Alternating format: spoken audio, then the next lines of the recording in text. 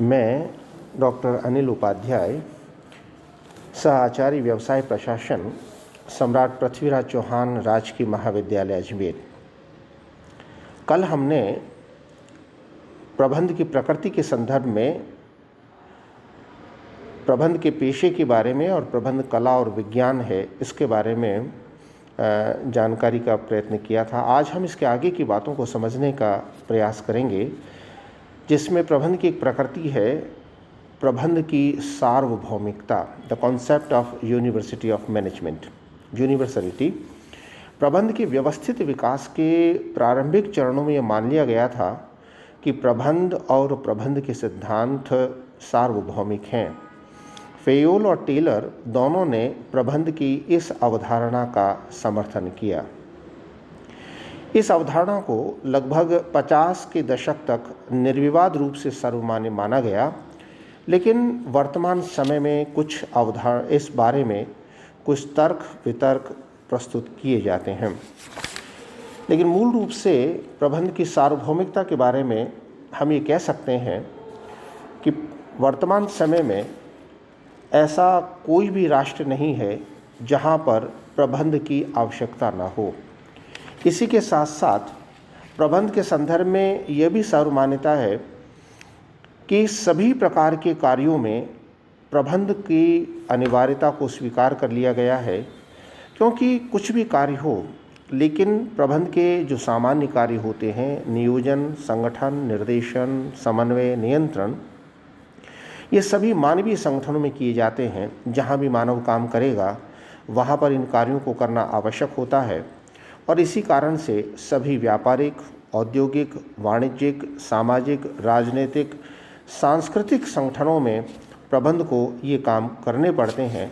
और इस आधार पर हम ये कह सकते हैं कि प्रबंध जो है वह एक सार्वभौमिक स्वरूप का बन चुका है, और इसी कारण से इनके सिद्धांतों का उपयोग समय, परिस्थितियों, देश के सांस्कृतिक, आर्थिक और राजनीतिक वातावरण कुछ भी हो, लेकिन प्रबंध करना सभी राष्ट्रों के द्वारा स्वीकार कर लिया गया है।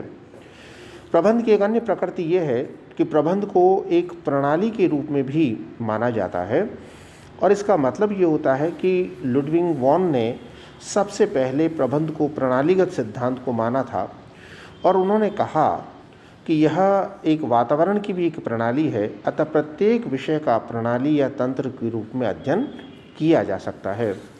तो हम सब इस बात को अच्छी तरह से जानते हैं कि वर्तमान समय में जो प्रबंध किया जाता है, तो उसके अंतर्गत कुछ बातों को समझाना प्रत्येक संगठन के लिए, संस्था के लिए आवश्यक होता है, क्योंकि जब तक प्रबंध जहाँ पर किया जाता है वहाँ पर आंतरिक और बाहरी वातावरण भी होता है। बाहरी वातावरण के अंतर्गत हम सामान्य रूप से व्यावसायिक, राजनीतिक, सामाजिक, आर्थिक, सांस्कृतिक संगठनों और संस्थाओं की प्रणालियों से बाहरी वातावरण बनता है। तो इस तरह से हम ये देखते हैं, और इसके साथ साथ एक संस्था के अंदर अनेक प्रकार के विभाग काम करते हैं, उत्पादन, विपणन, वित्तीय, लेखांकन, सेवा वर्गीय, और ये उप प्रणालियों के रूप में काम करते हैं। और विभाग स्वतंत्र होने के बाद भी संपूर्ण संस्था के उद्देश्यों में इनका एक योगदान होता है। तो इस प्रकार से हम इस आधार पर ये समझ सकते हैं कि जो प्रबंध है वह एक प्रणालीगत प्रबंध के रूप में माना जाता है, कि जहाँ न केवल साधनों, लक्ष्यों, अपेक्षाओं और दायित्वों का निवेश किया जाता हो, लेकिन इसके साथ साथ हम ये सब जानते हैं कि उत्पादन, विपणन, वित्त, सेवावर्गीय आदि प्रणालियों के द्वारा और नियोजन, संगठन, निर्देशन और नियंत्रण जैसे कार्यों के द्वारा, और वर्तमान समय में सूचना प्रणाली के अवसरों की उपलब्धता के कारण से वस्तुओं और सेवाओं का उत्पादन, लक्ष्यों और दायित्वों की अपेक्षाओं की पूर्ति संभव होती है। और इसमें राजनीतिक बाहरी वातावरण, सांस्कृतिक वातावरण, सामाजिक बाहरी वातावरण, आर्थिक वातावरण को हम इसके अंतर्गत सम्मिलित करते हैं। इसी तरह से प्रबंध की एक ये भी प्रकृति होती है कि क्या प्रबंध एक जन्मजात प्रतिभा है। कुछ विद्वानों की ये मान्यता रही है कि प्रबंधक पैदा होते हैं, बनाए नहीं जा सकते, और ऐसे लोग ये समझते हैं कि प्रबंध एक जन्मजात प्रतिभा है जो पीढ़ी दर पीढ़ी वंशानुगत रूप से आदमी के खून में रसी बसी रहती है। ऐसी अवधारणा वाले इस मिथ्या पर विश्वास करते हैं कि प्रबंध का शिक्षण प्रशिक्षण संभव नहीं है।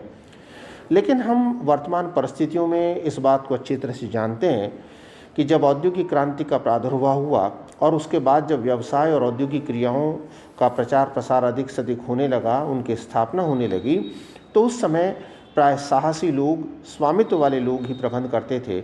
लेकिन धीरे धीरे विशिष्टीकरण, प्रमापीकरण और कई प्रकार के नई वैज्ञानिक पद्धतियों का प्रयोग करने के कारण और समय के परिवर्तन के कारण इस बात को स्वीकार किया जाने लगा कि प्रबंधकों को शिक्षण प्रशिक्षण के द्वारा तैयार किया जा सकता है। तो जो लोग ये मानते हैं कि प्रबंध एक जन्मजात प्रतिभा है, वो अपने पक्ष में ये तर्क देते हैं कि प्रबंध और स्वामित्व की में पृथकता नहीं की जा सकती। शासन व्यवस्था के अनुसार अपना काम होता है। जैसे पूर्व में हम सब जानते थे कि राजा का बेटा राजा बनता था, लेकिन वर्तमान समय में इस प्रकार की बातों का कोई महत्व नहीं है। लेकिन इन विद्वानों का यह मत है कि इसलिए प्रबंध एक जन्मजात व्यवस्था है। प्रबंध को एक विशिष्ट ज्ञान या कार्य न समझना, इसलिए भी इसको एक जन्मजात प्रतिभा माना जाता है। तो इस तरह से ये ऐसे मूलभूत कारण रहे कि जिसके कारण से ये बात मानी जाती है। लेकिन वर्तमान समय में इस बात को स्वीकार किया जाने लगा है कि स्वामित्व और प्रबंध पृथक पृथक व्यक्तियों के हाथों में होता जा रहा है। इसलिए प्रबंधक पैदा होते हैं, बनाए नहीं जा सकते। तो आज के समय बनाए जा सकते हैं। प्रबंध कार्य को एक विशिष्ट कार्य माना जाता है। शिक्षण प्रशिक्षण की एक सुव्यवस्थित व्यवस्था उपलब्ध है। तो इस प्रकार से हम आज इस बात को अच्छी तरह से हमने समझने का प्रयत्न किया कि प्रबंध एक प्रणालीगत विचारधारा है, प्रबंध एक सार्वभौमिक है, और क्या प्रबंध एक जन्मजात प्रतिभा है, इसको भी हमने समझने का प्रयत्न किया। धन्यवाद।